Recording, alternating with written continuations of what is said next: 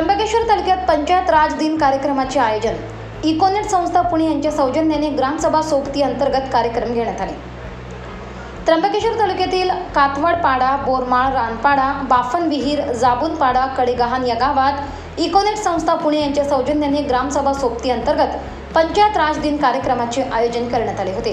पंचायत राज दिन 24 एप्रिल रोजी वर्ष 1993 मध्ये अंमलात येत असलेल्या संविधानाच्या 73व्या दुरुस्ती कायदा 1992च्या स्मरणार्थ हा दिवस राष्ट्रीय स्थानिक स्वराज्य आणि लोकशाही विकेंद्रीकरण या अनुषंगाने त्र्यंबकेश्वर तालुक्यातील कातवडपाडा, जाबूनपाडा, बोरमाळ, रानपाडा या ठिकाणी श्री चैतन्य धन्वंतरी सेवाभावी ट्रस्टच्या सहकार्याने पंचायत राज दिन साजरा करण्यात आला आहे।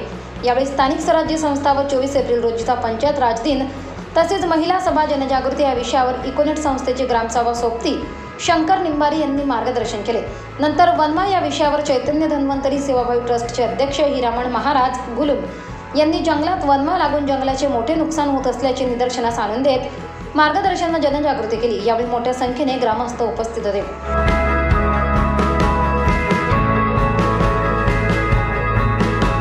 24 लाईव्ह महाराष्ट्र न्यूजसाठी रामदास जाधव, त्र्यंबकेश्वर।